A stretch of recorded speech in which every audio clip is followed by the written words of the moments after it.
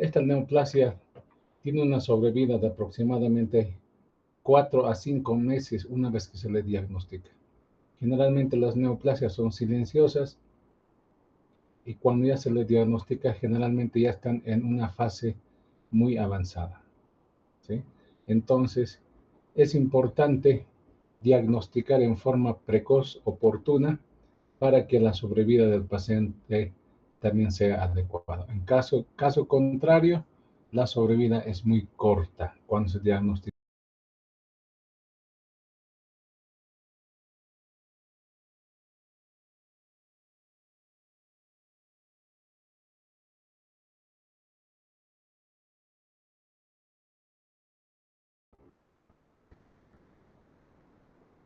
En cuanto a la epidemiología, vean, el cáncer de vesícula biliar es más frecuente en mujeres en relación 3 a 1 respecto a hombres.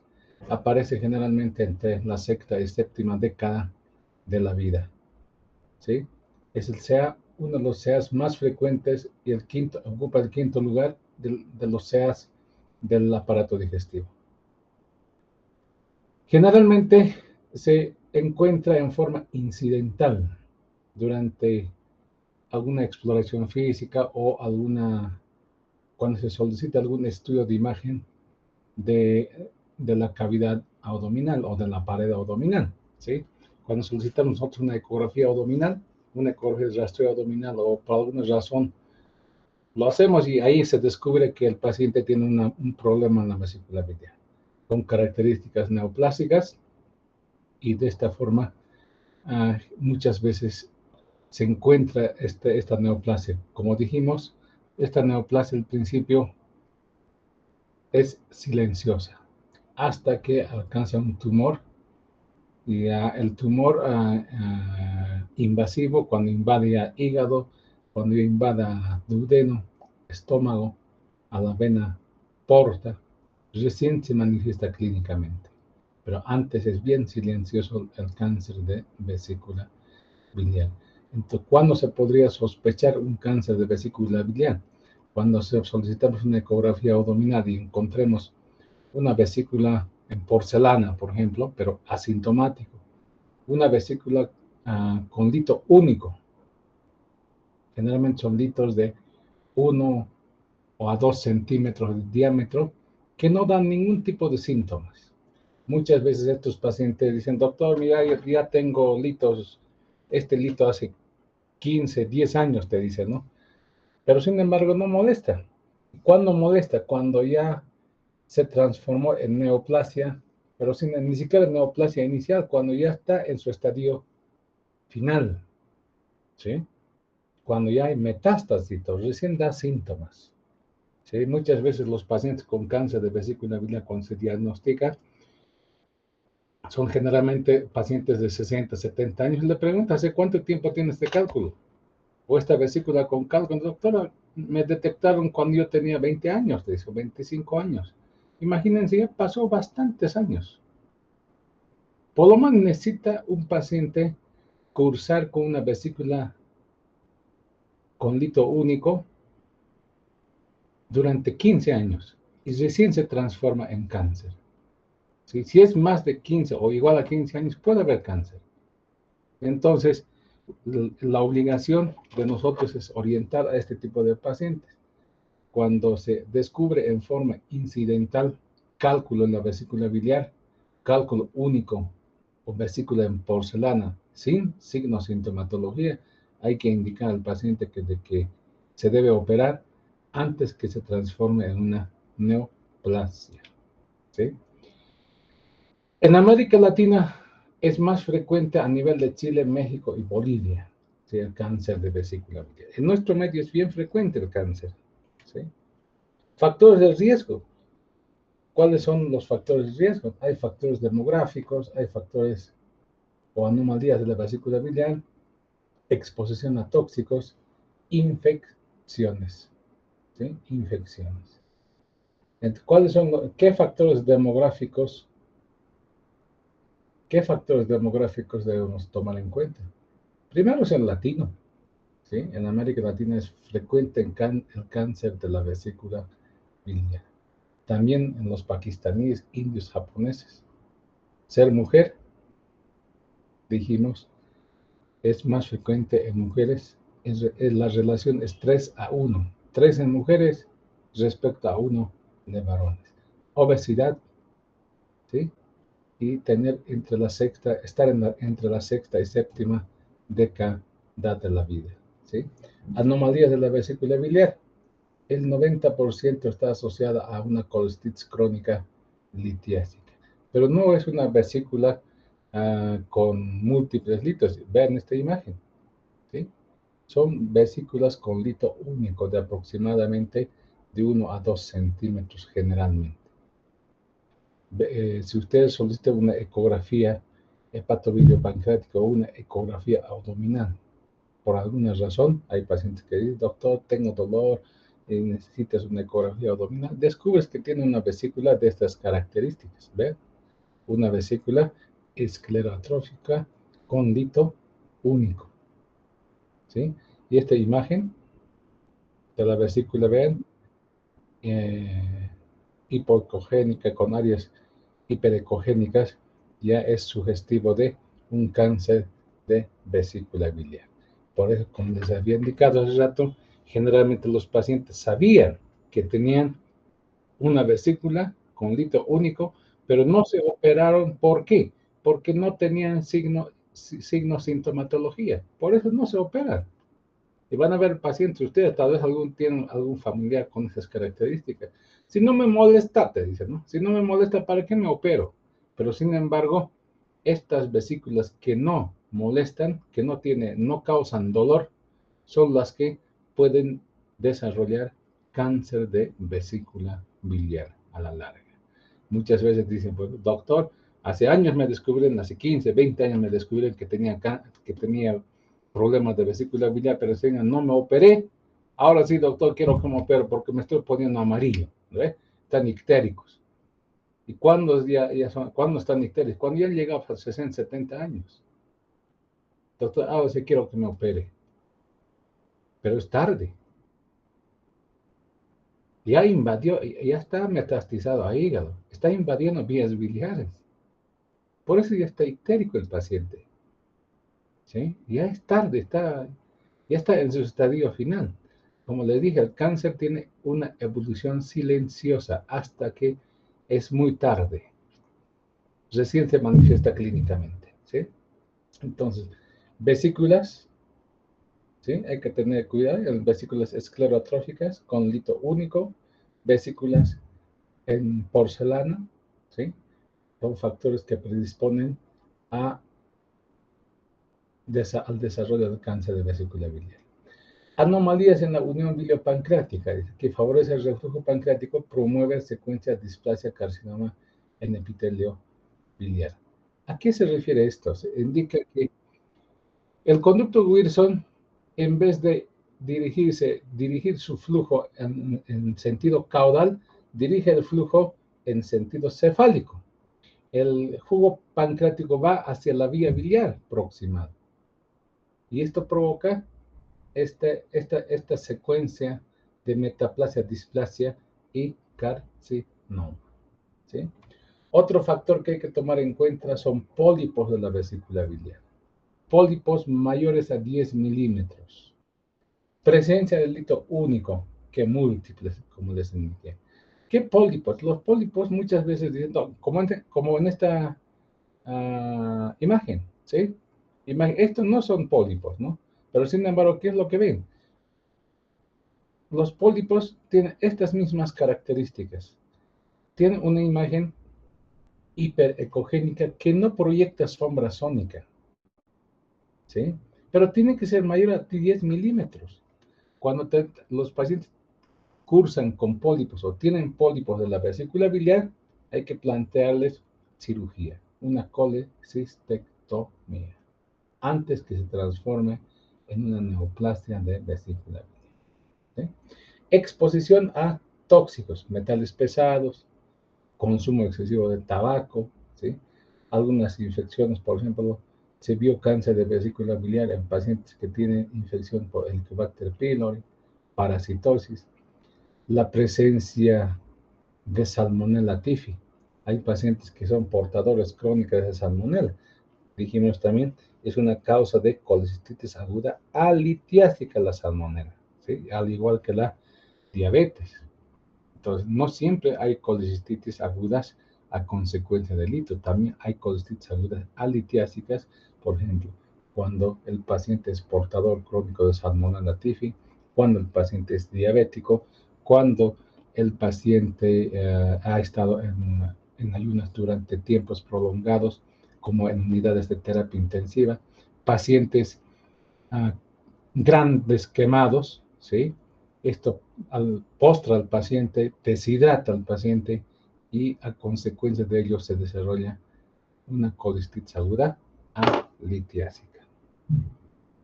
Nutrición parenteral prolongada, ¿sí? Factores de riesgo de patogénesis, vean acá. ¿Cuál es la secuencia? La secuencia es metaplasia, displasia, carcinoma in situ y carcinoma invasor. Esa es la secuencia más frecuente de desarrollo de cáncer de vesícula B. ¿Sí? Requiere un periodo de 5 a 15 años. Es decir, si te diagnostican en este momento colecistitis litiásica, ¿sí? Con cálculo único, es asintomático, el paciente dice, doctor, no me duele, entonces no tengo por qué operarme. Si ese paciente espera entre 5 a 15 años, probablemente ya tenga cáncer de vesícula. ¿Sí? ¿Y cómo se manifiesta después de 15 años? O de ese periodo. Primero dijimos, es asintomático. ¿Cuándo se manifiesta clínicamente? Cuando ya el cáncer está muy avanzado. Ya aparece con ictericia, dolor en hipocondrio derecho, masa palpable en hipocondrio derecho. ¿Sí? Entonces, la secuencia metaplasia, displasia, carcinoma in situ y carcinoma invasor es un 80% de los casos. Es la teoría más aceptada, ¿no? Y tenemos otra secuencia, ¿no? De adenoma, carcinoma. Para esto tiene que existir un adenoma, un pólipo. En este caso, el cáncer de vesícula biliar se presenta en un 3%. ¿Sí? Entonces, en un 80% siempre sigue esa secuencia de metaplasia, displasia y carcinoma. En un 3% es una secuencia adenoma, carcinoma. Acá tenemos en este cuadro, nos indican los dos tipos de metaplasia de, de vesícula biliar. Tenemos metaplasia intestinal y metaplasia gástrica. ¿Sí? ¿A qué se refiere? La mucosa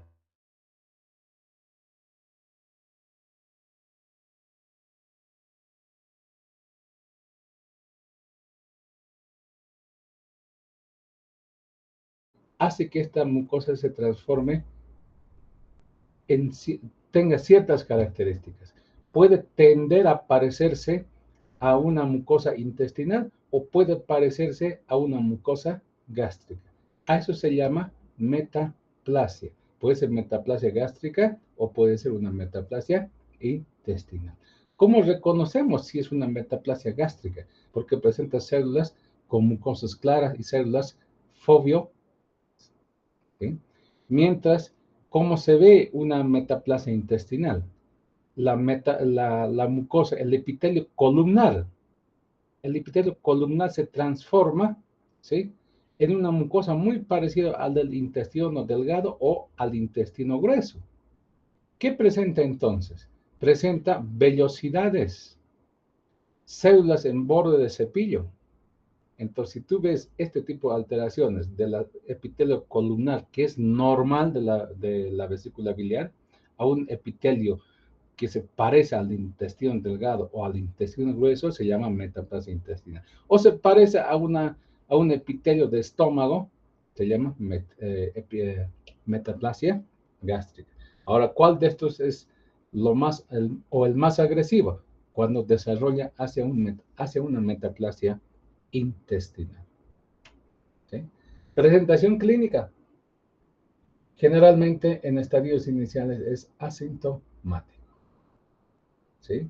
En estadios avanzados el paciente aparece de estas características. Este paciente, por ejemplo, seguramente le diagnosticaron hace más de 15 años su lito en la vesícula biliar, pero no se operó porque era asintomático, ¿sí? Ahora, pues aparece con estas características, ¿no? Recién acude al médico después de más de 15 años ah, pidiendo cirugía, porque ya le duele a nivel de hipoconio derecho, porque se está poniendo ictérico, ¿sí? Hay coluria, acolia, náuseas, vómitos, anorexia, pérdida de peso, masa palpable de hipoconio derecho, recién acude, pero sin embargo ya está en estadios muy avanzados donde la cirugía ya no es, uh, ya no ofrece ningún tipo de tratamiento uh, al paciente. Solo se transforma en un auxiliar diagnóstico. En este caso, este paciente ya está fuera del alcance quirúrgico y lo único que podemos ofrecerle una neoadyuvancia, ¿sí? Quimioterapia o radioterapia. Y muchas veces está fuera del alcance también de quimio y radio, porque tienen metástasis a distancia, metástasis a vena porta, metástasis a duodeno, obstrucciones duodenales, ¿sí? Y antes que suceda esto, si ustedes tienen un paciente con vesícula biliar, lito único, vesículas en porcelana, ¿sí? Y es asintomático, hay que indicarle que se realice una colecistectomía. Vean acá la siguiente secuencia, ¿no? Metaplasia, displasia, carcinoma in situ, carcinoma invasor. Requiere aproximadamente 15 o más años, ¿sí? ¿Dónde empieza el cáncer de vesícula biliar? En el fondo de la vesícula biliar, en un 60%. En el cuerpo, en un 30%, en el cuello, en un 10% de los casos. ¿Qué puede provocar sobre la vesícula la neoplasia, ¿no? De la vesícula? Puede distender la vesícula biliar o puede colapsar debido a la obstrucción del cuello y del conducto cístico. Provoca engrosamiento fibrosis de la pared de la vesícula biliar. Cuando vemos una vesícula en reloj de arena, nos indica que la neoplasia está a nivel del cuerpo de la vesícula. Y esto provoca constricción del cuerpo y da lugar a una vesícula en reloj de arena. Aspectos anatomopatológicos y vías de diseminación. Vean acá, la histología de vesícula biliar facilita la invasión directa hacia el tejido de los vecinos. Como consecuencia de la ausencia de la submucosa. La vesícula biliar no tiene submucosa, ¿sí? Una vez que empieza a nivel del epitelio, a nivel de la mucosa, pasa directamente a invadir la muscular de la vesícula y sale fuera de la vesícula. Si es en la cara visceral, todavía puede invadir la serosa, pero si el tumor está hacia la cara hepática, en la cara hepática de la vesícula o la vesícula en su cara hepática está desprovista de serosa. Por lo tanto, pasa de mucosa muscular y directamente a hígado. ¿Qué segmento del hígado es la que se compromete o está comprometido cuando hay un cáncer de vesícula biliar? El segmento 4 y el segmento 5, ¿sí? A esto se llama invasión local. Puede haber compromiso también del conducto biliar, el duodeno colon, del hemicolon derecho, pared de la abdominal, el peritoneo parietal a nivel de hipocondrio derecho. Cuando hay invasión a distancia, lo hace a través de vía linfática, vía hematógena o por invasión perineural, ¿sí? Tipo histológico.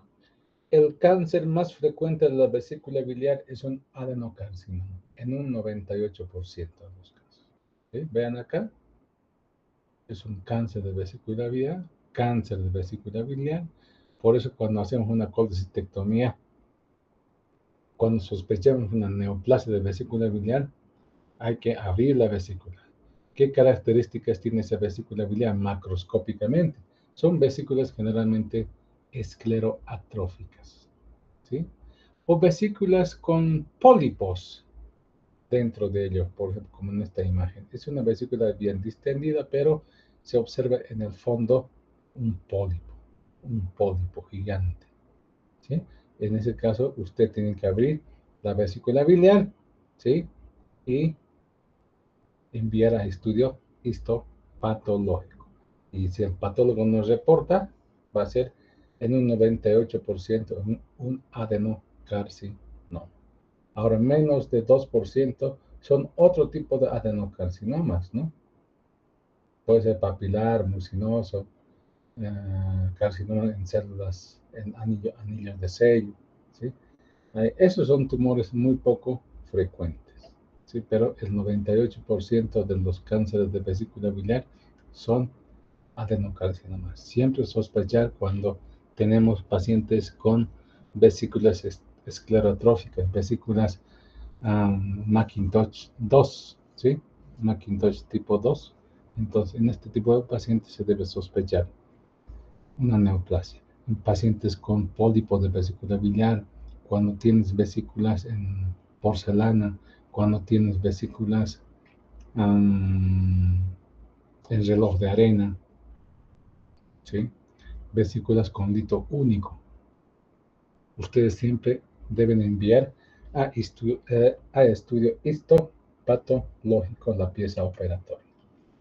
Diagnóstico por imágenes, ¿sí? Tenemos, por ejemplo, este es el estudio de imagen de localización morfológica de la vesícula biliar y estudios funcionales. Ustedes saben que en la imagenología existen estudios de imagen morfológicos y estudios de imagen funcionales.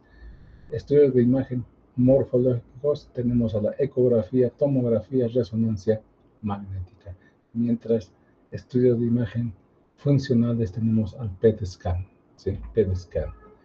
Con el estudio más básico que se debe solicitar, con el que vamos a encontrar en forma incidental una vesícula biliar con características neoplásicas, es la ecografía.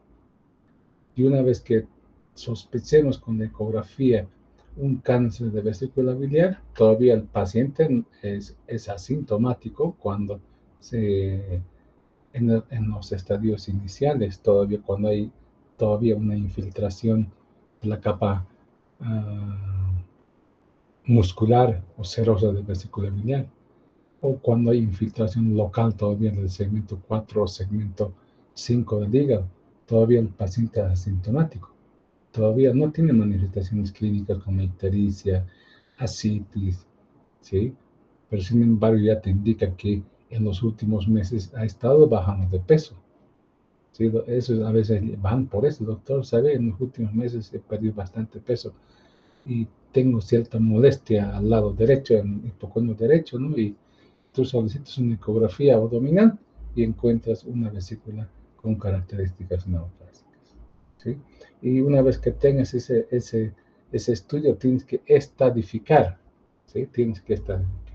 Primero solicitarás, pues, marcadores tumorales, ¿sí? Marcadores tumorales, y una vez que tengas los marcadores tumorales, te vas solicitas estudios de imagen para estadificar.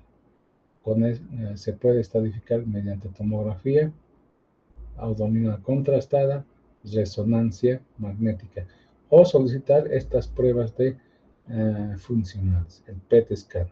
El PET scan mide la actividad metabólica de los tejidos, ¿sí? En el PET scan se utiliza radiotrazadores, ¿sí? Se administra análogos de glucosa marcados con fluoro 18. Entonces, las células neoplásticas tienen alta actividad metabólica, ¿sí? Entonces, si nosotros administramos análogos de la glucosa marcados con fluoro 18, ¿sí? Vamos a localizar las células neoplásticas que metastizaron, ¿sí? Que metastizaron. Probablemente macroscópicamente o con la ecografía se ve solo compromiso de segmento 4, segmento 5, pero sin embargo, con este estudio de PET scan se puede ver neoplasias a nivel de los ganglios paraórticos, ganglio cístico, ¿sí? Entonces, este estudio sirve para localizar metástasis. Mide la actividad metabólica de los tejidos, el PET scan. Es un estudio funcional. También sirve este PET scan para seguimiento postquirúrgico de los pacientes con cualquier tipo de neoplasia. En este caso, de neoplasia de vesícula biliar. Si tienes un paciente con neoplasia de colon, paciente con neoplasia de estómago o de vías biliares, lo operaste y para hacer seguimiento postquirúrgico, para saber si existe una buena respuesta a la quimioterapia o a una radioterapia, solicita un estudio con PET scan. ¿Por qué? Es un estudio funcional que mide la actividad metabólica de los tejidos, especialmente de las células neoplásicas, ¿sí? Entonces, esas células neoplásicas que no puede ser visible mediante tomografía, mediante resonancia magnética, va a ser visible mediante PET scan. Tenemos en nuestro medio PET scan, entonces puede usar este medio de estudio. Sirve para detectar metástasis y estadificar el tumor. Vean acá, durante el diagnóstico, en un 10% ya está localizado en la vesícula biliar, pero en un 60% ya tiene extensión hepática el tumor. En un 45% cuando se diagnostica hay metástasis linfáticas regionales. En un 20% hay metástasis extrahepáticas a distancia, ¿sí? Cuando se diagnostica. Cuando se diagnostica, dijimos, es cuando el paciente ya está en su estadio muy avanzado. Estadificación. Existen dos clasificaciones para estadificar el cáncer de vesícula biliar. La clasificación actual es el TNM, ¿sí? Pero tenemos una clasificación antigüita, el NEVIN, que todavía está vigente. Es una clasificación muy sencilla, ¿sí? Que nos indica la invasión de en cuanto a la profundidad y la diseminación del tumor fuera de la vesícula biliar, ¿sí? Vean, en etapa 1, en estadio 1, hay invasión de la mucosa. En etapa 2, hay invasión de la mucosa y muscular. En etapa 3, invasión transmural, ¿sí? Llega hasta la serosa. Y en estadio 4, la invasión transmural más el ganglio cístico. En etapa 5 hay invasión a hígado, enfermedad metastásica. Es una clasificación, vean, es una clasificación bien sencilla, la de Nevin, y es fácil de aprenderse, ¿sí? Tenemos la otra clasificación, el TNM, ¿sí? Esta clasificación un poquito más compleja, pero si nosotros analizamos el TNM hasta el estadio 2, ¿sí? Son operables. Desde el estadio 1, ¿ven? Hasta el estadio 1, 2, A, 2B. Estos dos estadios son estadios operables. Son operables. Vean, en estadios iniciales, cuando es un carcinoma in situ, es suficiente una colecistectomía convencional. Suficiente una colecistectomía convencional. El paciente se cura de su patología. Entonces, metaplasia, displasia, carcinoma in situ, ¿sí? En este caso, si tú encuentras al paciente en esta etapa inicial, suficiente es la colecistectomía. no se ofrece ningún tipo de tratamiento adyuvante. Pero sin embargo, cuando tienes pacientes con estadio 2, ya, el tratamiento es muy diferente, ¿sí? Por ejemplo, en T1A se hace una colestectomía, ¿ya? Generalmente,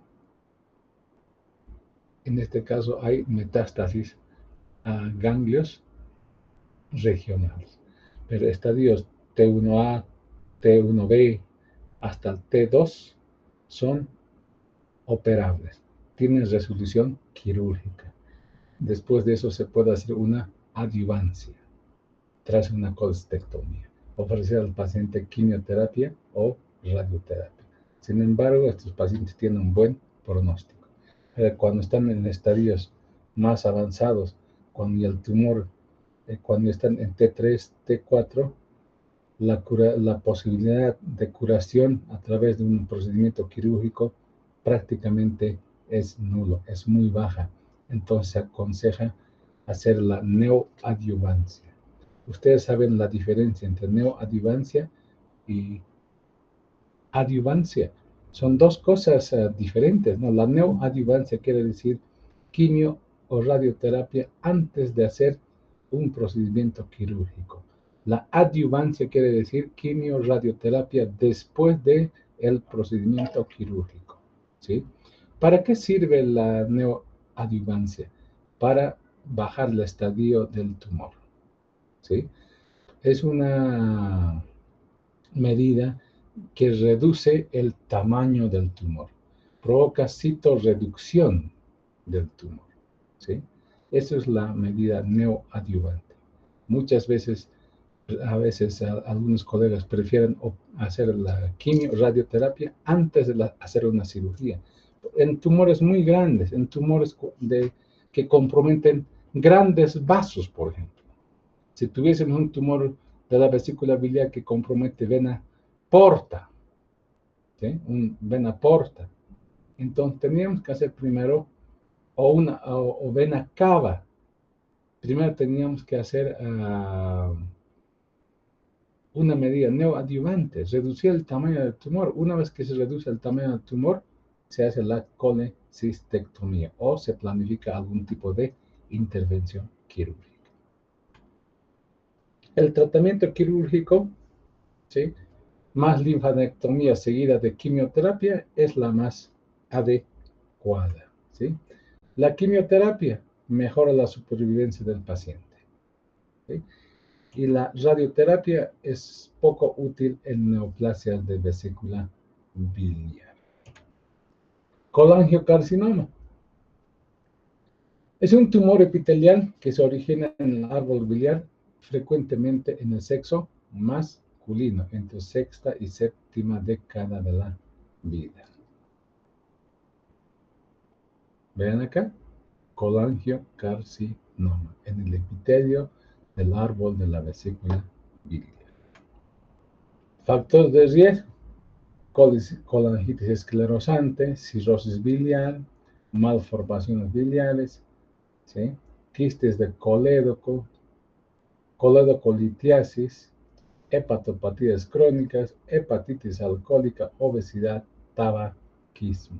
Son factores de riesgo para desarrollar un colangiocarcinoma. Clasificación. El colangiocarcinoma se clasifica según su localización anatómica, tipo de crecimiento y características microscópicas. La clasificación anatómica es se puede dividir en dos grandes grupos: colangiocarcinomas intrahepáticos y colangiocarcinomas extrahepáticos. Intrahepáticos, cuando comprometen vías biliares intrahepáticas.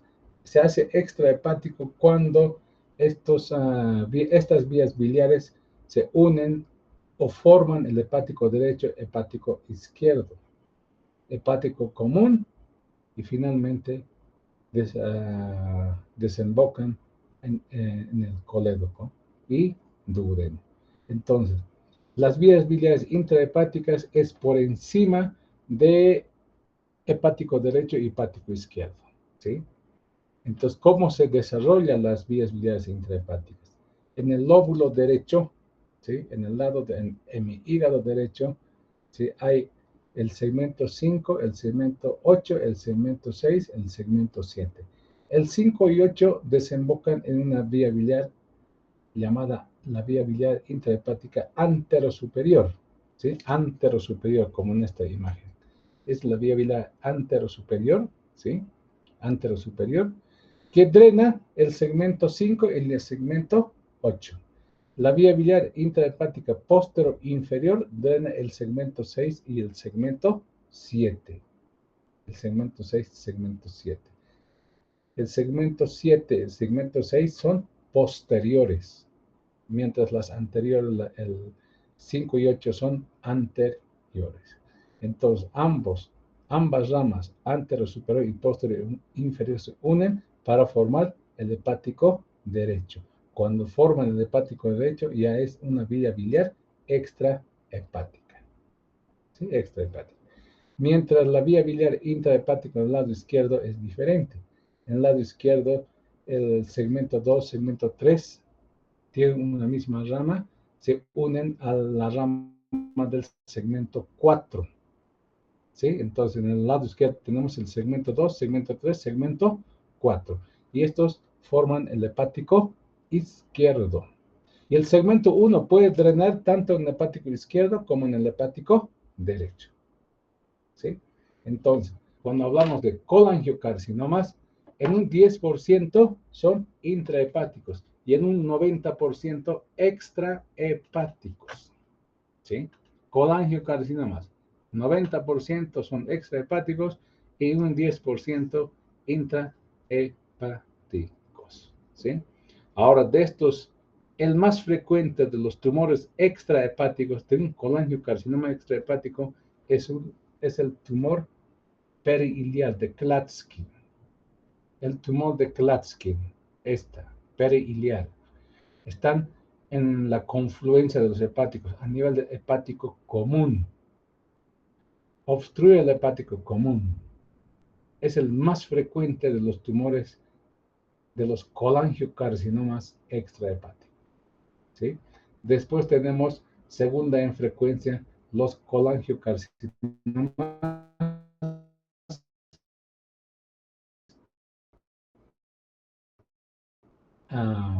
tales, los tumores periampulares, ¿sí? Periampulares. Vamos a describir posteriormente en forma detallada estas variaciones. Estadificación, vean, nuevamente se utiliza para estadificar un colangiocarcinoma, el TNM, ¿sí?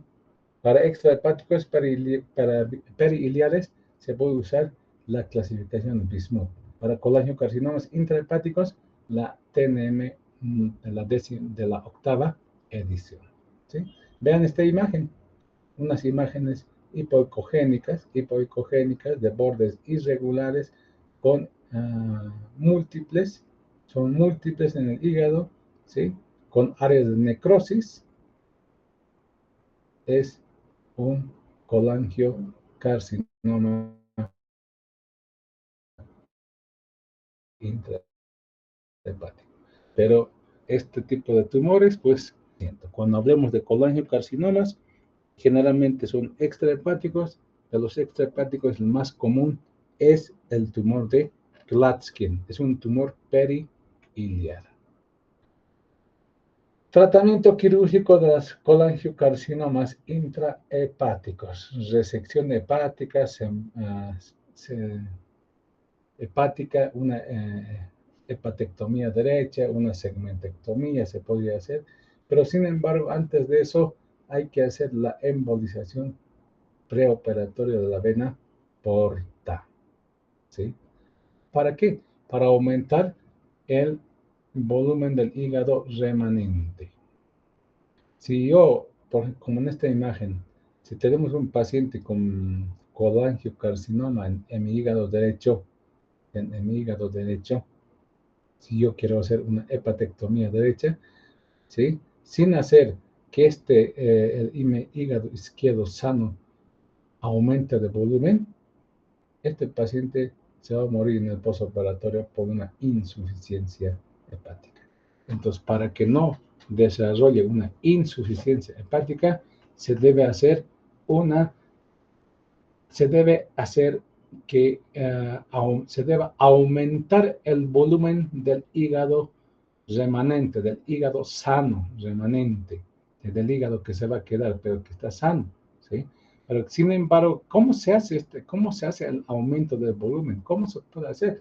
Mediante embolización de la vena porta, ¿sí? La embolización de la vena porta aumenta el volumen del hígado sano en un 25-40%, ¿sí? El ALPS también, el ALPS, ¿sí? La ligadura de la vena porta para hepatectomías en dos tiempos, en dos etapas, por ejemplo. Entonces, el ALPS, ¿en qué consiste? En la primera etapa se liga la rama porta derecha para dirigir el flujo sanguíneo al hígado sano. Entonces, el hígado sano se hipertrofia, va a ser más grande y por lo tanto va a suplir la función del hemihígado derecho, ¿sí? En la segunda fase se extirpa el lóbulo tumoral, o sea, el hígado que tiene compromiso tumoral, tras verificar mediante imagenología un aumento del hígado remanente mayor a 40% en hígados patológicos y se debe requerir un aumento de 25-30% cuando tienes un hígado sano. Entonces, vean, hay estos tipos de procedimientos, el ALPS, la embolización portal, ¿sí? Para aumentar el volumen del hígado remanente, ¿sí? De esta forma, en el postoperatorio, el paciente, si tú no, no prevés este tipo de complicaciones, no haces una embolización a la vena porta previamente, no le sometes a ALPS a un paciente, ¿sí? Con ligadura de la vena porta antes de una hepatectomía derecha o antes de una hepatectomía izquierda, pues tu paciente en el postoperatorio va a tener deceso por insuficiencia hepática. Clasificación de Bismuth-Corlet, estos son para neoplasias, para colangiocarcinomas extrahepáticos, especialmente para el tumor de Klatskin, ¿sí? Para el tumor de Klatskin. Vean acá, cuando el tumor afecta solo a la confluencia de los hepáticos, está confinado el tumor al hepático común, es el Klatskin tipo 1, ¿sí? Cuando ya afecta, vean, compromete tanto hepático derecho, hepático izquierdo, ¿sí? Tipo 2, cuando afecta el lado derecho, tipo 3, cuando afecta el lado izquierdo, 3B, o cuando afecta ambos lados, tipo 4. Y cuando afecta tanto derecho, izquierdo, hepático común, tipo 4 también, ¿no? Entonces, vean, estos son la clasificación Bismuth-Corlet que se puede usar para los colangiocarcinomas de la vía biliar proximal. Colangiocarcinoma extrahepático del tercio medio. Es poco frecuente el tumor del tercio medio de la vía biliar. ¿Sí? Se presenta en un 10% de los casos. ¿Sí? Muy poco frecuente. La que se presenta en un 70-80% de los casos de los tumores extrahepáticos es el tumor de Klatskin, seguido de tumores periampulares, es decir, un colangiocarcinoma distal. Tumor de tercio medio, poco frecuente, se presenta en un 10% de los casos, 1 a 2 pacientes por cada 100.000 habitantes. ¿Sí? Etiología: éstasis biliar, anomalías de la unión biliopancreática, como dijimos, el conducto de Wilson, en vez de enviar su flujo con su jugo pancreático hacia la parte distal, tiene una mala inserción, mala implantación en el colédoco, y el flujo del jugo pancreático puede dirigirse en sentido cefálico, y esto irrita la mucosa el epitelio, irrita el epitelio de la vía biliar principal, y a la larga puede desarrollar un colangiocarcinoma. Pacientes con coledocolitiasis, pacientes con quistes de colédoco, también son factores de riesgo para desarrollar colangiocarcinoma extrahepático, un colangiocarcinoma del tercio medio, colangitis esclerosante, adenomas de la vesícula biliar, síndrome de Lynch, ¿sí? Son factores predisponentes. Clasificación de colangiocarcinoma del tercio medio. Microscópicamente, el 95% son adenocarcinomas mucinosos, ¿sí? En un 95% son adenomas mucinosos, con invasión perineural y diseminación a los ganglios linfáticos regionales. Macroscópicamente pueden tener tres variedades, o pueden presentar tres patrones de crecimiento, ¿sí? Una nodular, ¿sí? Expansivo en un 40%, y otro esclerosante tipo periductal infiltrante en un 8 a 20%, y papilar intraductal en un 8 a 14%. ¿Sí? Esas son las tres formas de presentación del carcinoma, colangiocarcinoma de tercio medio, en forma macroscópica. Pero en un 95% de los casos son adenocarcinomas mucinosos. ¿Sí? Colangiocarcinoma de tercio medio, clínica, obstrucción. Clínica obstructiva, ictericia del paciente, ¿sí? Ictericia del paciente. Los pacientes tienen un tinte ictérico en forma generalizada, como en la imagen anterior que vimos, ¿sí? Y tienen múltiples escoriaciones en la superficie cutánea por irritación de sales biliares a nivel de las terminaciones nerviosas, ¿sí? Entonces, estos pacientes tienen mucho prurito, por lo tanto, se comienzan a rascar y provocan escoriaciones en la superficie cutánea, ¿sí? ¿Cómo se la diagnostica? Igualmente, mediante estudios de imagen, pero también se puede solicitar estudios de laboratorio, el CA 19.9 y antígeno carcino embrionario. El estudio gold estándar para valorar, para estadificar un colangiocarcinoma es la colangiografía por resonancia magnética, ¿sí? La ERCP para estadificar no sirve, pero sin embargo nos puede indicar el nivel de obstrucción. ¿A qué nivel está la obstrucción? Está en el tercio distal, en pancreatografía retrógrada endoscópica, pero no es con fines diagnósticos, no es para estadificar el colangiocarcinoma, ¿sí? Sin embargo, nos sirve hasta para hacer biopsia, ¿no? Mediante RCP se puede canular la vía biliar y el endoscopista puede tomar biopsia del epitelio de la vía biliar, y esto nos favorece al diagnóstico del tipo histológico del colangiocarcinoma, ¿sí? Ahora, si tú quieres estadificar el colangiocarcinoma, hay que hacer una colangiografía por resonancia magnética. Es un estudio gold estándar para estadificar los colangiocarcinomas, tanto del tercio proximal, tercio medio y tercio distal.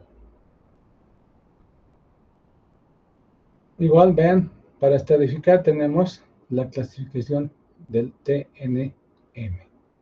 En esta imagen se observa un colangiocarcinoma, ¿sí? Que está en la parte media y un poco distal, ¿sí? Y por encima de ello hay gran dilatación de la vía biliar y dilatación de la vesícula biliar. Cuando hay colangiocarcinomas o colangiocarcinomas en el tercio distal, puede haber distensión de la vesícula biliar. Distensión de la vesícula biliar. Muchas veces la vesícula biliar es palpable en el hipoconio derecho y cuando son pacientes muy delgados todavía es visible la distensión. A simple vista en posición de cúbito dorsal puedes observar la distensión de la vesícula biliar. Hay un solo levantamiento de piel a nivel del hipoconio derecho. Esto nos indica distensión de la vesícula biliar. Palpas la vesícula, pero esta vesícula biliar distendida no es dolorosa. A esta vesícula biliar que se distiende por un tumor periampular, ¿sí? Se llama vesícula de Corbusier-Terrier.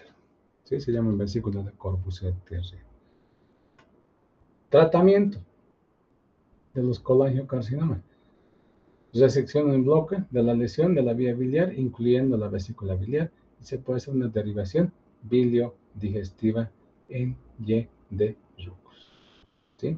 Pero esto en estadios iniciales. Pero si tienes un paciente con estadios avanzados, ya el tratamiento quirúrgico ya es un auxiliar diagnóstico, ya no es curativo. ¿Sí? En estadios iniciales el procedimiento quirúrgico puede ser curativo, pero en estadios tardíos el procedimiento quirúrgico ya se transforma en un auxiliar diagnóstico, ya no curativo.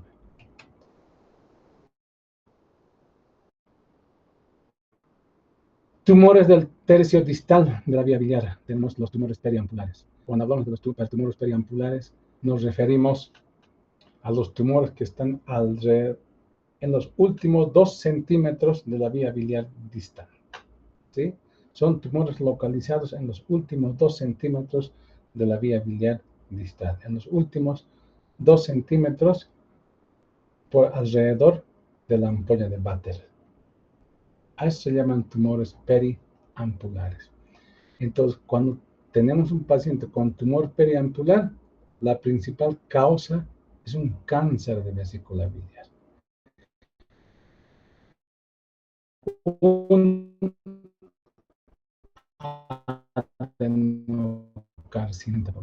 La segunda causa de tumor periampular es el ampuloma. Es un tumor que se localiza a nivel de ampolla de Vater. Es la segunda causa, ¿sí? De las neoplasias de la vía biliar distal. Tercera causa puede ser a consecuencia de la transformación metaplasia, displasia y carcinoma del último tercio de la vía biliar principal, un colangiocarcinoma distal. O puede ser un adenocarcinoma duodenal en un 5%. Vean, esa es la frecuencia. Entonces, cuando hablemos de un colangiocarcinoma distal, ¿sí? Un tumor del tercio distal de la vía biliar, hay que pensar en un tumor periampular. ¿Cuál es la principal causa del tumor periampular? Primero, hay que pensar en cáncer de cabeza páncreas. Segundo, hay que pensar en un cáncer que se originó en la ampolla de Vater llamado ampuloma, ¿sí? O tercera causa puede ser un tumor que se originó en el epitelio del tercio distal del colédoco, ¿sí? Y finalmente un adenocarcinoma duodenal.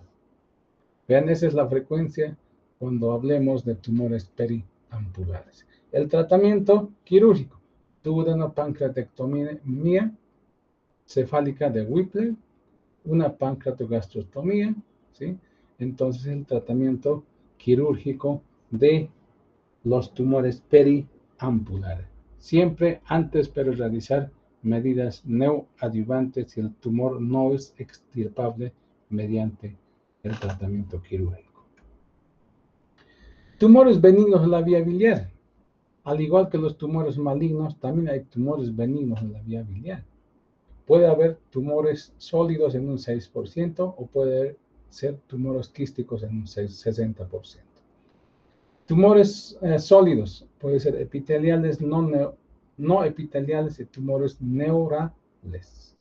Los tumores epiteliales, pueden ser tubulares, adenomas papilares, ¿sí? Túbulo papilares, cistoadenoma biliar y papilomatosis. No epiteliales, leiomiomas, lipomas, hemangiomas, linfangiomas, tumor de células granulares y osteomas. Ven acá, yo personalmente tuve un paciente el año pasado, ingresó con un diagnóstico de un tumor a nivel de hepático común. Un paciente de unos 60 años, ictérico, obeso, ¿sí? Ingresó por una colangitis, pero secundario a una obstrucción del hepático común. Se hizo ecografía, se hizo una tomografía abdominal contrastada y vimos que el hepático común estaba obstruido. ¿Sí? Ingresé a quirófano, resulta que había sido un tumor en el hepático común. Pero esta tenía otra característica, era un tumor tipo cauchoso de unos 2 por 2 centímetros, que obstruía completamente el hepático común. ¿Sí? Retiré el tumor, ¿sí? Y se unió hepático, el remanente de hepático común proximal con el colédoco mediante anastomosis terminal sobre una sonda en T. Envié en la pieza patología y me salió leiomioma. Leiomioma.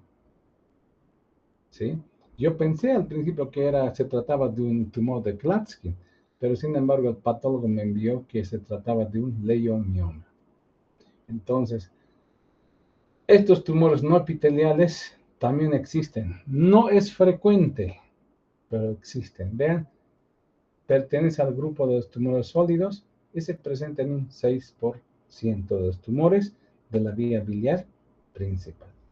Hay otro tipo de tumores, los tumores quísticos, ¿sí? Que se presentan en un 60%. Son tumores de origen congénito. Vean esta clasificación, la clasificación de Todani se llama esta, ¿sí? Todani 1, tipo 1.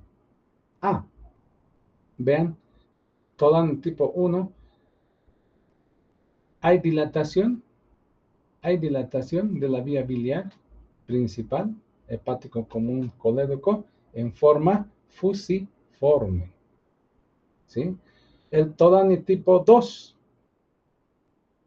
tiene una dilatación tipo diverticular, ¿sí? Diverticular. Mientras el Todani tipo 1 es dilatación fusiforme. El Todani tipo 2 es diverticular. El Todani tipo 3 es un enterocele, ¿sí? Es un enterocele. El Todani tipo 4, ¿qué es lo que sucede? Hay dilataciones extrahepáticas e intrahepáticas. Todani tipo 5, netamente intrahepáticas. Vean acá, en esta clasificación, ¿sí? Todani tipo 5, múltiples quistes biliares intrahepáticos. ¿Esto qué es? ¿Cómo se llama? Enfermedad de Carodi, ¿sí? Estos son tumores tipo quísticos de la vía biliar, pero es más frecuente en edad pediátrica. También operé 2 pacientes con quistes de colédoco, tipo fusiformes. Esta es la presentación más frecuente de quiste de colédoco, ¿sí? Es la más frecuente. ¿Por qué se manifiesta? ¿Cómo es la clínica de un quiste de colédoco? Generalmente son pacientitos de 6, 7, 8, 10 años de edad, ¿sí? Generalmente se presenta en edad pediátrica o se manifiesta en edad pediátrica. La clínica, dolor hipoconio derecho, pérdida de peso, ictericia, hemorragia digestiva alta. Entonces el paciente va por ictericia, dolor hipoconio derecho, melenas. Es decir, es una consecuencia de una hemorragia digestiva alta, ¿sí? Así se manifiesta clínicamente. Entonces, tú solicitas una ecografía hepatobiliopancreática, te encuentras que había sido un quiste de colédoco. De los quistes de colédoco de estos tipos, 5 variedades de la clasificación de Todani, la más frecuente es el tipo 1, la dilatación fusiforme de la vía biliar. ¿Sí? fusiforme de la vía biliar. Si no se opera estos quistes de colédoco, ¿sí? Esto degenera en un colangiocarcinoma. Se transforma en un colangiocarcinoma. ¿Cuál es el tratamiento? Ablación de la vía biliar. Hay que amputar la vía biliar y hacer una derivación biliodigestiva en Y de Roux. Es el tratamiento, ¿sí? Y al mismo tiempo, obviamente, sale la vesícula biliar, ¿no? Colecistectomía más ablación del hepático común y colédoco. Y unes la vía biliar, el hepático derecho e izquierdo, con una asa de intestino delgado, como en esta imagen, por ejemplo, ¿sí? Este tipo de procedimiento se hace cuando tenemos pacientes con quistes de colédoco tipo 1, Todani tipo 1, es la más frecuente. Se hace una ablación de la vía biliar y una derivación biliodigestiva en Y de Roux. ¿Sí? Muchas gracias, doctores. ¿Sí? Hasta luego. Hasta luego, doctor. Hasta Hasta luego, luego. doctor.